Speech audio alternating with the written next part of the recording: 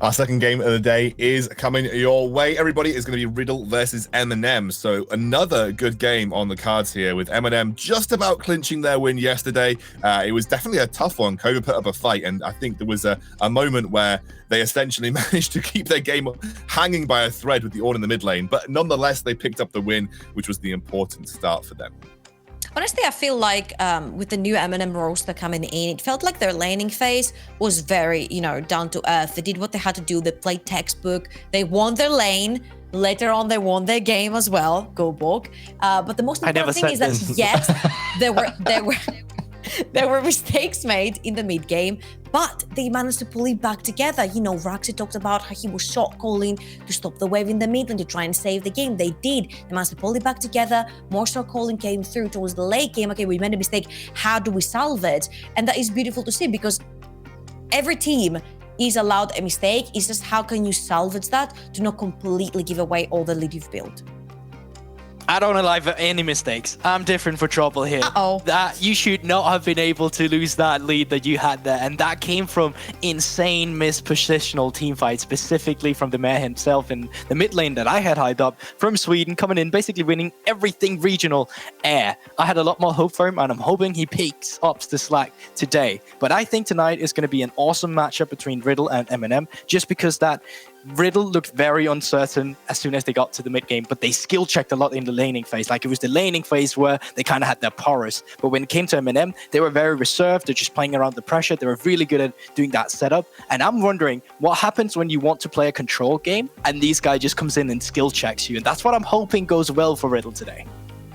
Yeah, I'm going to go in between both of you two and say the fact that they made mistakes and the fact that they would look so perfect in the early game, where is the power level of MNM here in the NLC? Are they more of a team that is like we saw in the early game? Are they a team that can bring it down and have quite clean games, methodical, execute well? Or are they a team that kind of loses their head if they don't get a lead? Because, what would have happened in the last game if they didn't have such a lead that made it almost impossible for them to lose that game, even though they almost found a way to do it? This is where the MNM identity really needs to be established. And I think against a team like Riddle that's also looked a little bit shaky, this would be the perfect game for us to judge their strength. Did MNM have a sub in yesterday? I thought they had a sub in for their top laner, maybe.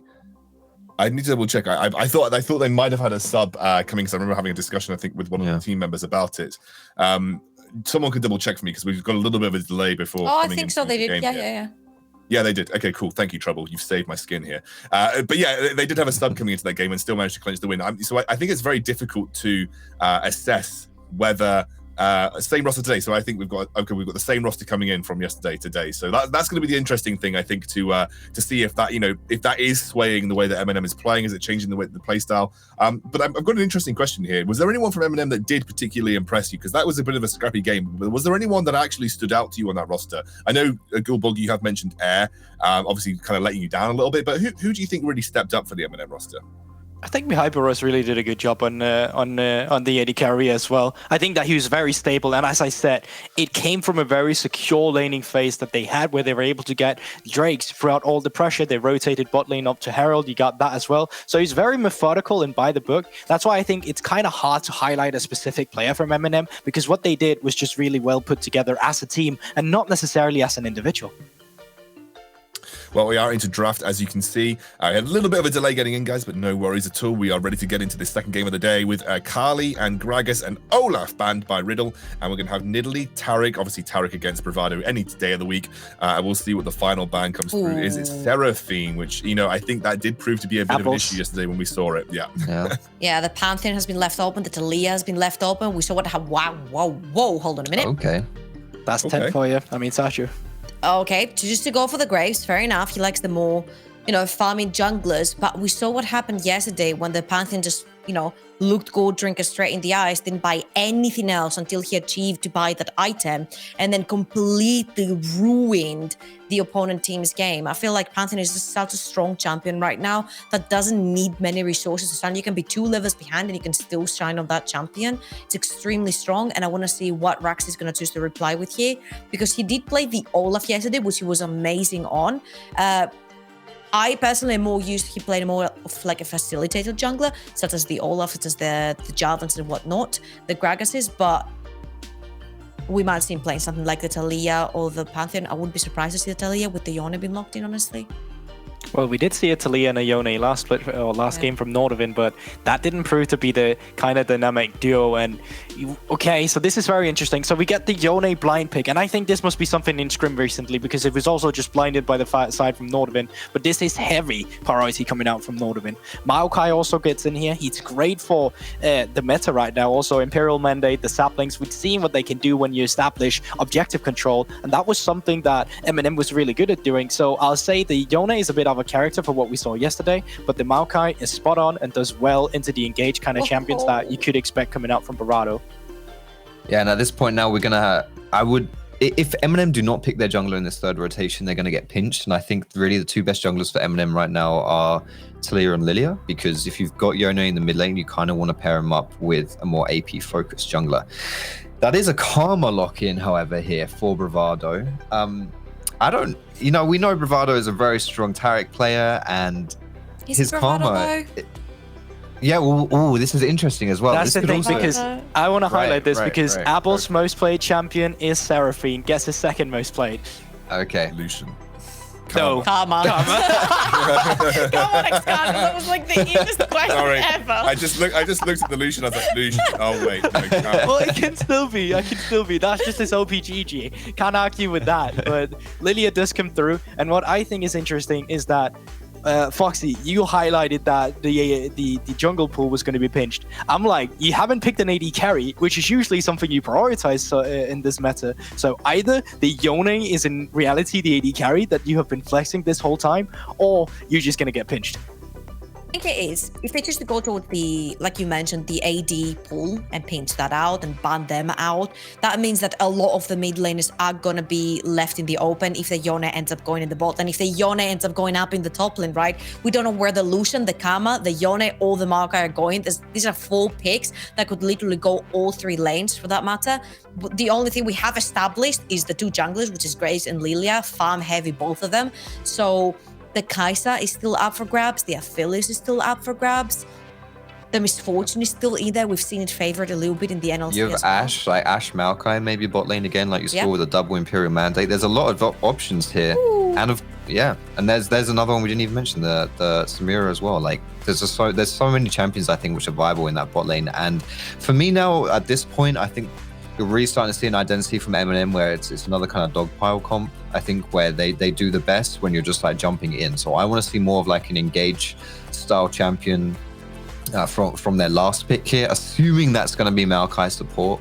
I want to see someone that can jump in in that top lane pick, rounding out against for Riddle here with the Alistair in that bot lane.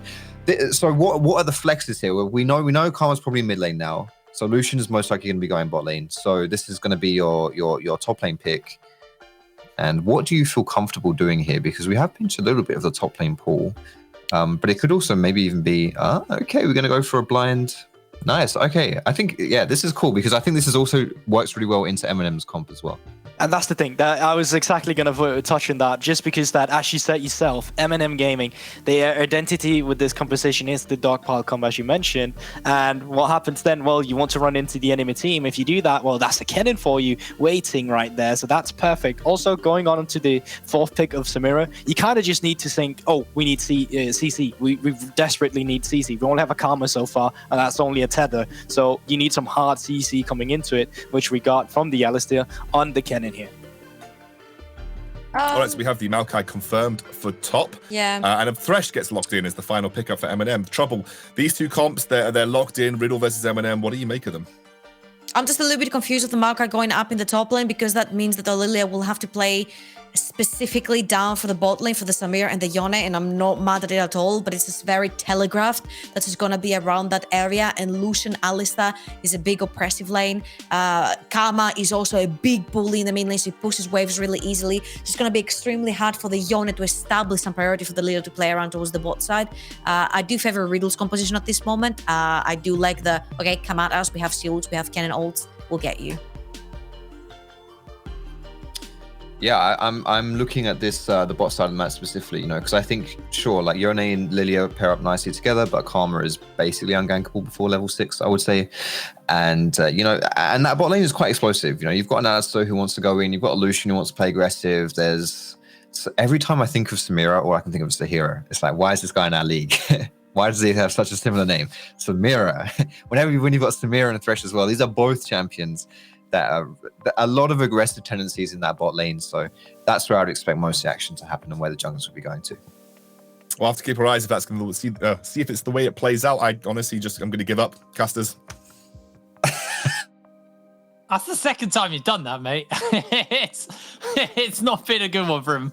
Anyway, we're getting ready to go into our second game between MNM and Riddle. Another Yone coming out. We'll see how the execution will fare in this game on it. A few missed ultimates from Ericsson in the last game made that a little bit more questionable. Yeah, I mean, critical thing, hit the ult, step 1. There you go.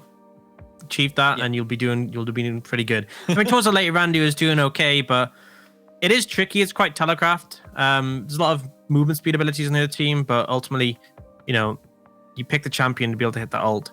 Kind of feel like I'm favoring the champion to hit his ability. I mean, that's the thing, is all it's such like, it's like Kennen, you know. Kennen's power budget is heavily focused around his ultimate. Yeah. Yone's in a similar position. Like, his E ultimate is so devastating. It's like, if you miss it, like we saw what happened at the end of last game when Ericsson didn't have an ult and was just sitting there like watching his base get destroyed. That's how it is. It is how it is. Right, well, we're getting ready to go into game number 2. MNM with another dogpile composition here. I like this. You can jump in, throw everything down. See Miha Baris as well on the Samira. Once that Infernal trigger, once you've got the combo built up and you pop it into that ulti, and with the amount of lifesteal you build as well, it's really hard to deal with. It's going to be a pretty annoying team on MNM for Riddle to handle. But they do have things like the Kennen to lock everybody down. With the slicing maelstrom, you got the Karma shields there. Lucian typically goes for that Gale Force, so with the dashes, the Gale Force should be able to kind of keep himself alive. It's going to be an interesting match, actually. I think the team fights, providing one team doesn't get really far ahead, we actually could be in for some really, really interesting skirmishes. Yeah, I agree. I think team fights will be hectic. Could have Moonstone either side. Guess we'll see whether that ends up panning out, but for sure, Apples in the mid lane will likely be going that Moonstone stuff of Flowing Water. And he has carries to buff. Movement speed for Cannon's great. The Graves and the Lucian, both strong, sustained DPS carries. Yeah. It's really going to come down to the execution of the team fight. And I favor Riddle in that regard. I think they have so much AoE CC with the Cannon. They have the easy shielding and healing from the Karma. And then they can just have their AD carries sit back and just put damage out. Whereas MNM, it's very much about that coordination again, like we saw from Nordavind. And if you miss-execute, well, so what happened? Well, it's kind of that was our trigger word, wasn't it, really, last season? Ease of execution. We used that a lot to talk about team comps, and realistically, there is a big wombo combo MNM can use, but it is how effectively and how coordinatedly they can throw that. Coordinatedly isn't a word, but how well they can coordinate a team fight themselves, because we saw a big wombo combo dogpile team in the last game. It just wasn't executed by Nordavind right, and Tricked were able to punish them and open up a massive weakness off the back of that. And then once one fight went wrong, it felt like they never really could get their way back in without a DC. Mm-hmm. And even then, that wasn't enough. So funny, I actually always used to joke about that. I'm like, the only way they win from this point is if someone from the other team disconnects, and we actually had it, and they still didn't win. So. Well, minions are on the rift. Junglers both starting up on the top side. Means that we'll be clearing downwards. Curious to see if that means we might see any early plays by either of these junglers. Have you seen this Alistar skin, by the way? Oh, yeah. Even when Bravado's not playing Taric, he's playing Taric.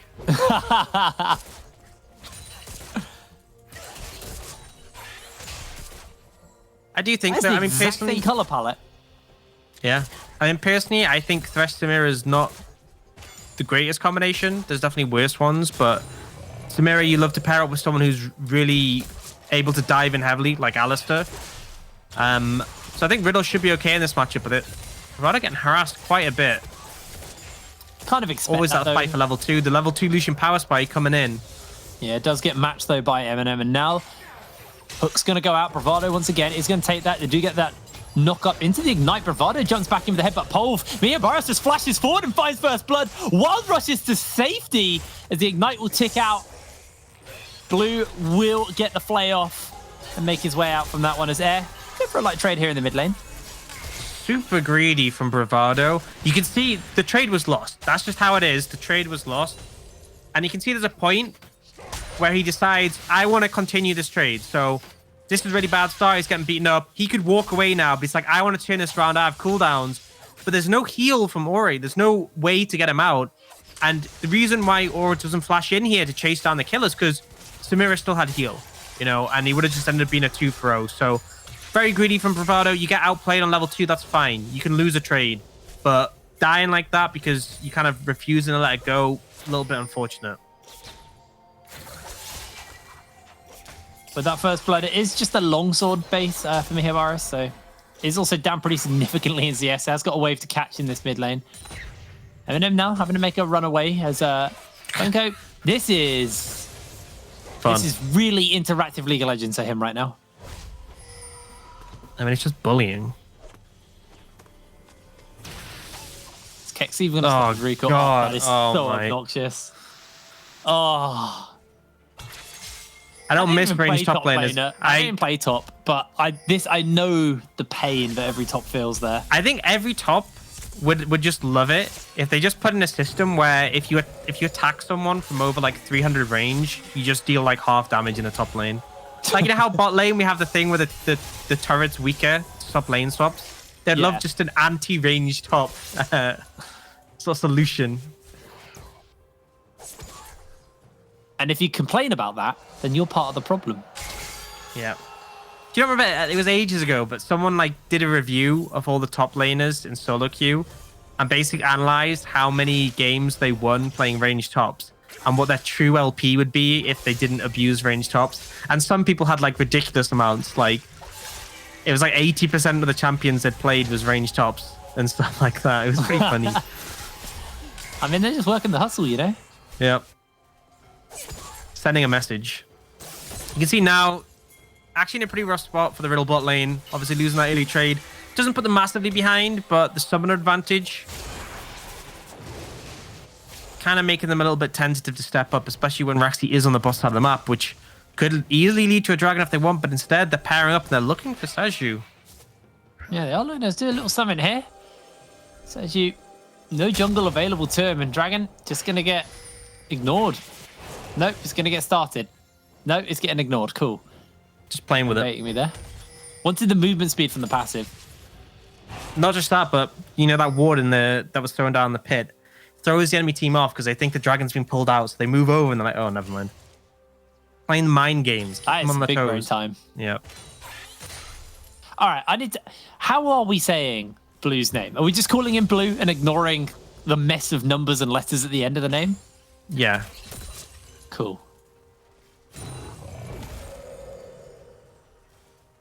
That was easy. This is something I should have checked with you off air, but I've just had the realization.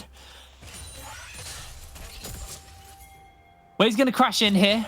Seju really not going to be able to do too much onto a Samira and a fresh lane. You got that Blade World to block. Bunch of you know what, Jake? I'll accept blue 45, right? Blue 45. Would you rather blue or blue 45? I think I like blue. Probably should have asked him, but okay, Oh, blue it is. Going full in here. Blade World's used by Miyabaris, but he's ignited. He wild rushes away and dies. Maelstrom's going to connect onto 2 as well, and Air almost loses his life, waiting to try and find that knock-up for himself, but he is already low. This isn't a Yasuo. There ain't no wind wall here. And Riddle just wipe MNM from the bot side. That was a pretty damn good dive, I will say. Fumco having to bid his TP earlier is costly because the cannon was so impactful there. So the replay, Bravado goes in, he's on Alice, he's tanky. The flay is used early by blue, and the hook is missed because of the combo. Really not offering too much there, and very quickly the Samira is down. But look how much damage the cannon does. Flashes out to safety, but at this point, 4 members against 2. Your top laner has no TP. It's really easy cleanup with no cooldowns available. And Riddle just honestly, perfect execution there. Really is. Funko going to catch this wave, shove it in, but Kex will still stay up in CS as he's back in time. Not what MNM wanted in this bot side. They had a good start finding that first blood, but that dive cost them heavily. It was a big wave that was lost for Mihabaras. He is still equal in farm at the moment to Or, but had that wave not been dove on and had he just caught it underneath his tower, he would be up pretty significantly. Is there? Just going for a light trade of apples. Actually going to lose that trade as far as health turned out. I think it's positive to see. I mean, obviously Riddle had a little bit of misplay early, but the team play, the execution in that regard, really solid there. Oh, hold on. Getting the Yone ult into the hook. This is just one dead apples. Gonna give the kill to Air. How'd you like them apples? That's 2 days in a row now. Every time I see his name, it just comes into my mind. I can't help it. Petition to fire orcs. MNM are going to... Observer agrees. MNM are going to be able to pick up the Rift Herald for themselves off the back of that mid lane kill, and we'll see where they decide to turn that into, where they decide to use that. Drake will get traded out by Riddle, picking up a Cloud Drake for themselves, and Kex needs to be a little careful. If that Swell Seed hit, could have been on the receiving end of the Lilting Lullaby. But it didn't, so he's fine. There's the analysis, Jake. That's what you're looking for? Almost as high tier as Gulborg yesterday, which was win lane, win game. Yeah, he keeps repeating that all the time. He just sent me a message. I was trying to get to sleep about 1 a.m. last night. I have a Discord notification. I'm like, oh, what's that? And he's just spamming win lane, win game to me. He really seems obsessed by it. I had to mute him. Yeah, understandable. Oh, big ult coming out. I'm guessing Mihabaras had his W on cooldown, because that probably would be good there to block it, but they are just zoning them off, and heavily bot side focused play coming out from Riddle. I like to see it. I think when you have a volatile lane like this, when you have a supportive mid laner, definitely good to do. And they've been punishing them. A lot of plays gone down, and Mihabaras just been zoned off more and more CS. Yeah, really good moves from Riddle to basically just keep applying the pressure towards this bot side, not letting Mihabaras get too far ahead on the Samira. Once that shield bow comes in, it actually does come a little harder to kind of pull off these dives, as the amount of lifesteal buff you get, especially buys time to get the ulti built up. But there are still issues. You still have Air, who's got himself a kill on the Yone, and relatively unbullied and kind of left to his devices. They've got the Rift Herald in the pocket of Raxi, and wherever he decides to go, that is just going to be a bit of a gold lead built up, as Apple's getting chunked out by Air. You can see the difference in this lane, like pre-6 and post-6. Pre-6, it's like, you know, Karma just throwing Qs at the Yusuro. Now it's kind of like you're really cautious, because not only is that ult an aggressive tool, but it can really set up when allies are there in position as well. I'm going to try and get this plate and just back out, but does actually manage to pick it up in the end. Herald a bit interesting. Have the Lilting Lullaby. The charge is going to go down. I think only Raxi is going to be in range to get the plate gold, though. So injects 320 gold into Raxi. Yeah, I give that a 4 out of 10 in terms of Herald placement. You know, they get the mid plates. It's nice, but I would like to believe that was a misclick from Raxi. He's looking for apples, and Bravado also waiting in the wings. So it would be a 2 versus 2. Big item difference in the bot lane. Kraken Slayer available for Or just to the Noon Quiver and the Vam Scepter. So big differential in terms of trading power. And as a result, we saw earlier in the game, Mihabaras and Blue were just completely taking over, zoning away Riddle's bot lane. But now they have to play so respectfully, especially since as you set up a tent there.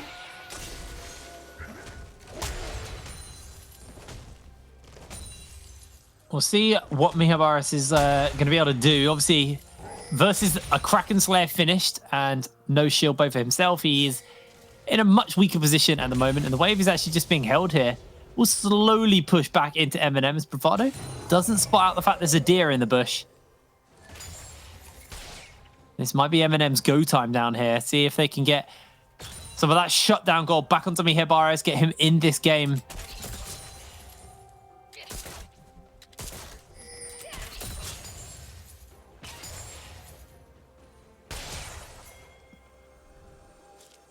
Playing it very calm and collected here. Bravado stepping up.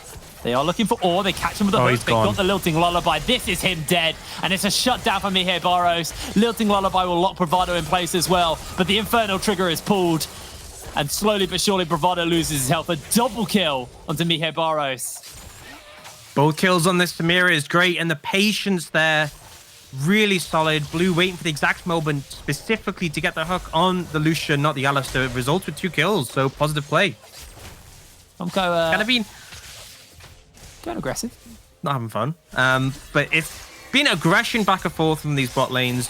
And you can see both of them want to be able to step up and play the lane 2v2, but it never is. The jungler's always showing up and making things interesting. Still think that Ore should be ahead overall. Just thanks to the fact he's up 20 CS. Although in fairness, it's probably pretty close actually now because it's 3 kills on Mihir Barros. But he has picked up the Executioner's Call, and I think this is a great buy in this game. You got the shield bow on the Samira. You're gonna have lifesteal on the Yone, and you have the Maokai and the Moonstone. So ton of healing on both compositions realistically. So Grievous Wound's definitely gonna have a ton of value. Cube from Apples onto Air there.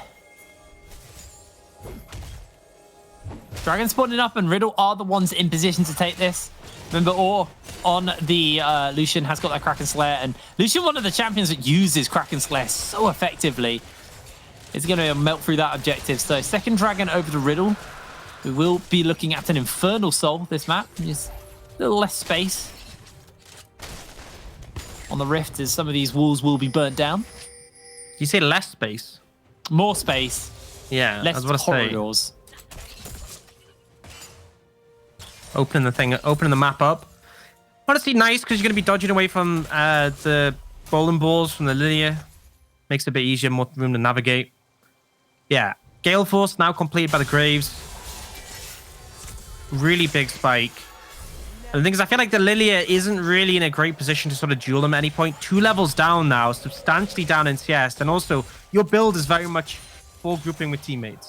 You need coordination for it to work, but they're looking for that now. Oh, they're bringing them in. They've got that Lilting Lullaby. They're going to land it onto 2. But Sanji makes his way forward. Mihir Barros wild rushes away. Double teleport. Massive slicing Maelstrom will lock them all down. But Mihir Barros able to survive through all of this as he's continuing to fire away, continuing to lifesteal up. Here is Air on that flank as well. Does already had used that ultimate. And Fomko looking to see if he can lock Bravado down. They pull one in. The hook's going to be pretty big there from Air as Fomko follows up. Bravado jumping in. They get the double knock up, and Mihir Barros is going so low. Taken down by Saju. Riddle are now turning it around. MNM are losing members left, right, and center. The shield from Air is big. The hook goes wide. Air dashes back, and Bravado crushes him. Riddle win the team fight. What a hectic fight. We've seen back and forth throughout this game. One team makes a play bot, the other does. Finally, we get the full 5v5, 10 champions down bot lane. And Riddle come out ahead, and it's that Graves, super powerful, has the support of the Karma to keep him healthy, keep him going. And even without the Moonstone, it was enough for him to just be the driving force in that fight.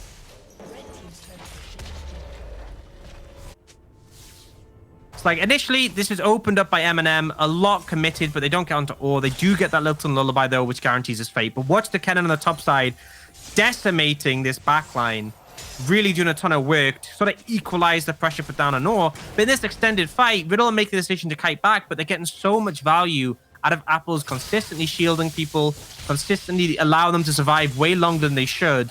And it's just Saju, untouched in the fight, basically full HP with a red buff. They start to dive in, and he just starts hammering away auto attacks. Beautiful play from Riddle, but a close fight overall. Lord, what did He's gone. Air? That... Just Yone things. Didn't even use the ultimate, by the way. That is more what it's like when you're playing into Yone than what we saw last game. We're going to have a little look at that again. Yeah. Or just didn't get to play League of Legends. I mean, that's the power of the Gale Force, being able to close the gap even more. I think almost, or just like you don't have flash, you've already used your dash, you're essentially just standing still and getting shredded. And the extra damage coming out from the E, it's similar to a Z. There's a point where you just know you're already dead.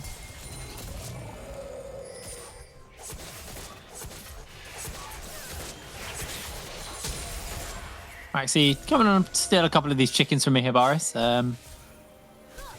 We do take stock of where we are item-wise. There is only 2 members in this game who haven't got their mythics, and they're both on MNM, and one of them's about to die. Funko, you're not going to make it out of this one. More importantly, Jake, 4-0 on the grave. There's only 2 moonstones in the game, which very disappointed about. I'm glad you get really excited about something, mate.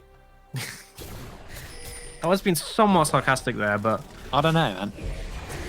True.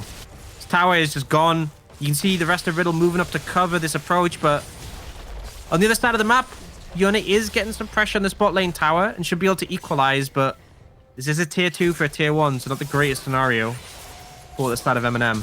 Charge is going to come through as well. Oh no. Oh no, that's a lot of damage off that tower. And mid going down. Mid. Wait, and they don't even get the bot lane tower. Oh my lord, that is... I mean, it's low, and their wave will take he's it. letting it die to minions, but then he doesn't get the local gold, so...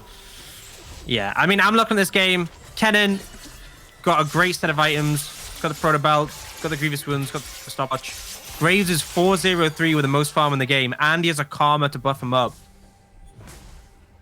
Yeah, it's looking problematic. Because the thing is, typically, you know, MNM want to be able to dive on a Graves and kill him, but I just don't think he's going to die. Not easily, at least. And the thing is, even if they do take out the Graves, chances are they'll be running over a Kennen ult. The Lucian's there as well. It's becoming harder and harder for MNM to execute. But there's still windows, and Air has been looking good in this Yone. Air has been looking exceptional. Mihibaris as well, considering everything, has also been doing pretty decent this game. Obviously got that shield bow and starting to stack up a little bit more. Huge combo. Engaged by Bravado, though. This fight is already gone horrendously wrong. A double kill picked up onto the Lucian. Air has got the ultimate, but he's not even going to get the opportunity to throw it down. And this will be Riddle's 3rd dragon. Power of the Alistair. Just able to force those engages. The team are there to follow up. Calmer movement speed to boot, and not much kind of play. 3rd dragon for Riddle. With the gold lead now, it's looking really doomed. We can just see Bravado. He's on vision, but he finds this opportunity as soon as the Yone goes back. The follow-up isn't instantaneous from the Kennen, but the fight's already over. You can see the Air and Mihibaris, they know they have to get out. There's nothing they can do. Decisive engage. Now with a 5,000 gold lead in those 3 dragons. Riddle really in control of this one. It's just the slicing Maelstrom, it's the Alistair. There's so many things that MNM have to get past to be able to deal with this backline, to be able to deal with the members of Riddle. I mean, the slicing Maelstrom's just... Even if they wanted to turn around, they can't. Just because they obviously can't walk through it. There's so much damage to CC as well. So unless MNM are engaging and find a good angle, Kex is just going to throw down the ultimate and it's like, cool, well, fight's over. And also, Kex is bolting at you because he can Proto Belt and get the movement speed off the back of the Proto Belt. Karma speed up. He's got spellbook, so he's even got Ghost, you know, for when his flash is down. It's fast Yordle. There's one Speedy Pikachu. Picks are still a possibility, though. We have the Lilting Lullaby, we have a Thresh, you know, Air as well, proved can get picks, so there's still opportunities and windows for MNM to find advantages. And realistically, as much as the fact that Riddle have a lot of support tools, a lot of disengage, they have a lot of squishy members as well. Someone like Apples is caught out, he will go down quickly, and that's a massive amount of power lost from that team fight, especially as he does now have that Moonstone, Staff Flow, and Water combo. Oh, that is not what you need there. Hey, he got the wave. He got the wave, but he's going to get locked down by the slicing Maelstrom. Has got some damage to work with as the teleport's coming in. Oh, no. And Kex didn't even have to do anything and outplay Air. Air just missed a lot. Call an ambulance. I've just seen him mid it. Yeah, I mean, he had the right game plan, looked for a pick, but unfortunately wasn't able to find it. I mean, ultimately, Kex had a stopwatch as well. So chance of that working was relatively low. And now Baron being started, They have the shielding and healing to keep this going. And MNM just have to give it up. This is devastating. Yeah, they're not even going to teleport the tree out of the bot side.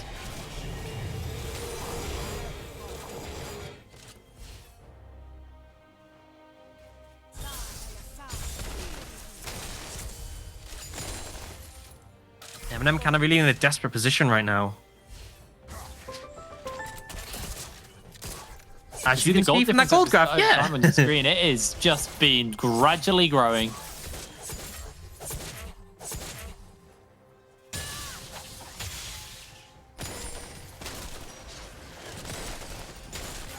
Hey, Funko's finished his mythic. Nice. There we go.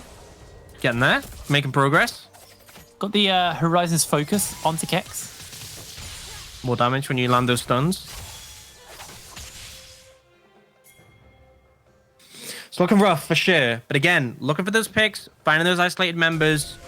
MNM definitely been in rougher positions last split. So obviously different players across the board, but perseverance is key. Waiting for that window to be opened up.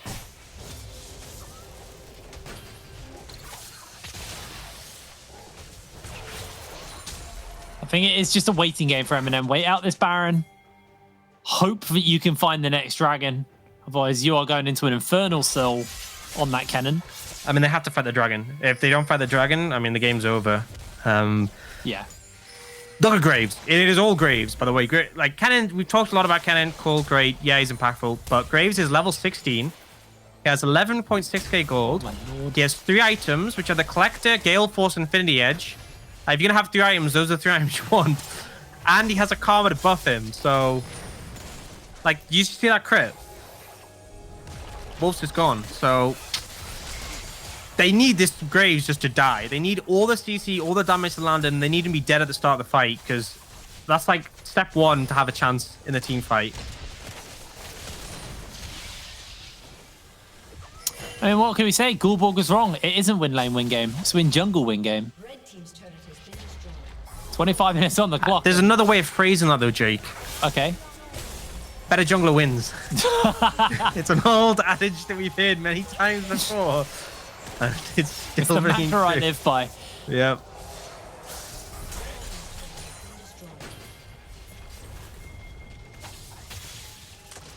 The gold lead is just gigantic, and it just feels like it's a matter of time. MNM are looking, but Kex goes in with a slow court. No, he missed the ultimate! It's a tragedy!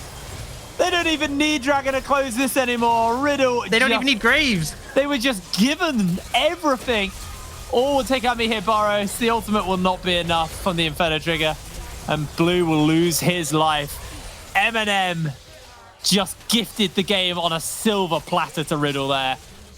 And we might just be looking at the fastest game of the season so far.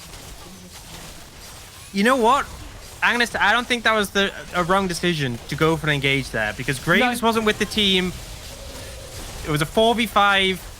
The execution was definitely off, and I also don't think the cannon was necessarily the best target, but they had to try something. This game was looking very desperate, but they do fall, and Riddle, a convincing victory against MNM.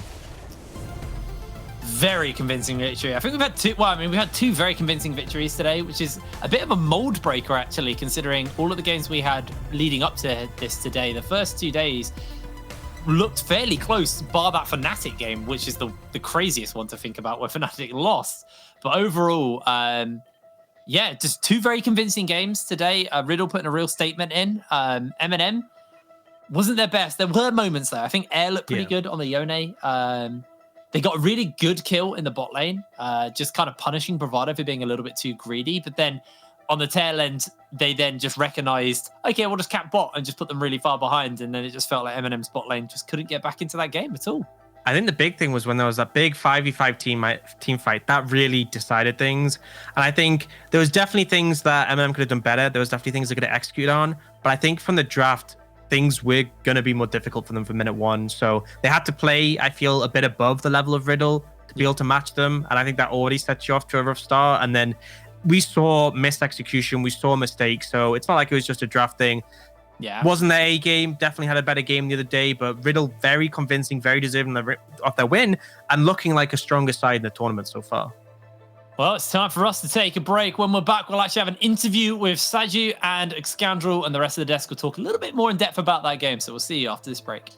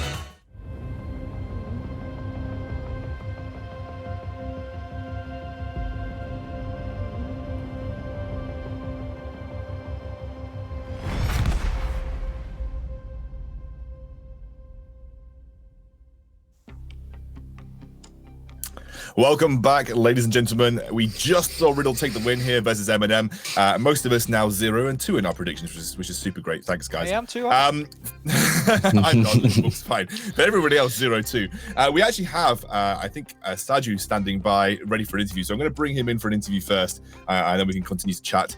Hello, mate. How are you? You just got your first win here. First of all, I know. Do you want to be called Saju or do you want me to be called Ten? Because I feel like I should know it's Ten, but yeah, no, it's not even Saju. It's actually Sayu because Saju could be mistaken for something else, you know. So rather keep it to Sayu for now. So I'll go with Ten then. So you obviously you can say Sayu or Ten, either way. It's fine. You obviously took a little bit of a break from competitive, so this is kind of like the first split you've kind of come back into competitive. How are you feeling? How's your mentality coming into your first split that you've had sort of since 2019, really? I mean, it's new. I feel like when I started playing scrims again, it was really like getting used to again. Like the way you play is really different to solo queue, and I was really used to solo queue. I was only playing solo queue every day, and the macro part is not really there yet, and the communication part is obviously still there because I love to play with my friends. But of course, the macro part is still very lacking. So my mentality was more so just to try to play well individually and adapt to my team, how my team wants to play. So. Yeah, of course. And like, obviously, yesterday you had a bit of a tough game versus, I believe, Singularity. What did you guys do coming out of that game? Like, was there anything that you identified that went really badly wrong and you thought, okay, that's what we're fixing coming into? Well, yesterday was just a disaster, to be fair. I mean, we played so defensive and didn't do anything, and we just didn't like want to do. We were so scared. I don't know why. And we just let the enemy do whatever they wanted. And I feel like that kind of lost us the game because they kind of just slowly won it and we didn't do anything about it. So that was kind of like yesterday. Then we talked about, we're just like, today we're just going to force. We're just going to go. We're just going to, when someone says go, we're just going to go. Like no one goes up, you know? That's how we played. The bot lane dive as well. We just said go, you know? No matter what happens, we just go. Because if we just don't do anything, then we're just going to lose. Like we're just going to lose slowly again, just like last time. Yeah, and obviously it clearly made a difference. You were super proactive today. That bot lane dive was, everyone when we're watching off screen, like, that's amazing. Like they pulled that off really well. So clearly, kind of getting that team gelling together. Do you think it's going to take a little bit of a while for this roster to ramp up, like in terms of sort of like gel together over the course of the split? I feel like it's not going to take that long, but I feel like mostly people are just getting used to each other, how they play. But the difference between yesterday and today was like we were communicating way better, and I feel like that improved really rapidly, like from day-to-day basis. Like yesterday was just a disaster. Today, bot lane is just a calling, like we're slow pushing, we dive in this wave exactly, and top lane is completely ready for it, bases, buys items. Everything was just on, you know? Yesterday was not, you know, we didn't even speak. We just sat there silently while the enemy team just killed us. So I feel like if we keep communicating like this, then it goes, you know, up from here, to be fair, because that's the main like thing that decides a team is like communication, you know. Yeah. Well, I mean, clearly it seemed to have an impact. You guys obviously today were much more together. The game didn't really even feel close at times. So I think, you know, hopefully we get this version of Riddle more often. And you've been popping off personally as well. So hopefully we get to see much more from you and the guys throughout the split. Honestly, thanks for joining. I'm hoping I get to chat to you again soon. And good luck for the rest of your games. You too. At least at cast. Do you know what, Ted? I don't think you're going to want a Scion one trick on your team. I'm not going to lie. But thank you for the luck, mate. Thank you for the luck. It means a lot. Look, guys, let's have a look back at one of the clips from that game. And again, it's going to be Russian roulette for whoever's going to be picking this one up because I have no idea. Class in session, everyone. It's me, Professor Goldberg, coming in explaining exactly the dive we just had here. So, ladies and gentlemen, this obviously is a perfect demonstration of how you properly set up a dive specifically for the bot lane. Let's pay attention to the wave at first. Let's draw circles so all of you at home can follow along what's happening here. Wave being stacked. We are slow pushing this one, which means we get 1.5 way onto the turret, which means we have more room to work with. Perfect. Now with that, let's talk about the top laners right here. As you can see, Fomko right here, he's not been having a good time. He's been on the weak side, and Kex has like just dominated him personally, which means that he has the TP advantage right here. Now, let's just let this play out and see how, with these perimeters in mind, that you set up the level 2 dive. All right, let's see the stack wave. It's coming in here. It's perfect. Back up from the jungle as well. Approaching from the bottom tier bush now. And pay attention to the TP now. Kex have recalled.